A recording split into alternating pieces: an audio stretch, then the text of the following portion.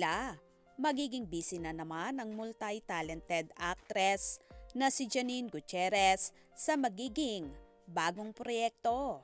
Nagbahagi nga ang Solid Paunin supporters ng larawan ng actress kung saan kasama niya ang batikan at magaling na direktor na si Direk Mati. Ayon sa naging caption ng Solid Paunin, "Congrats!" at Janine Gutierrez, kahit na guesting lang, kung markado naman ang role mo, tatakyan sa mga tao. Thankful to Direk at Eric Mati with 3 heart emojis. Hashtag Janine Gutierrez. Ayon naman sa naging poste ni Janine Gutierrez, "Thank you Lord, ang saya. Dream guesting." Meron pang caption na "Sa wakas, so happy to finally work with you." Direk at Eric Mati, "Kung alam mo lang yung saya ko. Tagal ko ng goal to. See you soon, Direk. Thank you."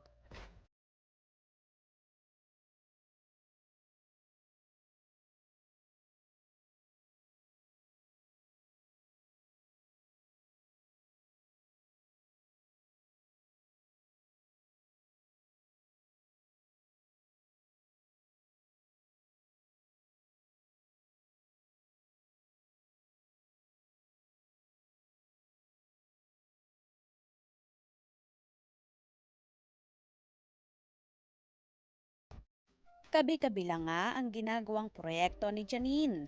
Bukod sa busy siya sa lock-in taping para sa second cycle ng Dirty Linen with Sanjo Marudo, nakukuha niya pang magkaroon ng guesting at meron pang mga commercial shoot. Ganito nga ka-in-demand ang dalaga, kaya naman umaapaw talaga ang blessing sa kanya. Well, hindi lang naman si Janine ang busy ngayon dahil si Paulo ay magiging busy na rin sa pinakabagong teleserye ng Kapamilya Network, ang Linlang, kung saan makakasama niya dito sina Kim Chiu, JM De Guzman at ang nag-iisang Diamond Star na si Miss Maricel Soriano. Inaabangan na nga at super excited na rin ang Paunin supporters sa mga proyektong ginagawa ng Lovebirds na sina Janine at Paulo. Ganon pa man, umaasa pa rin ang kanilang tagahanga na balang araw ay magkakasamang muli ang magkasintahan sa mga proyekto. Maybe next year. Kaya naman, sobrang miss nila ang Paunin.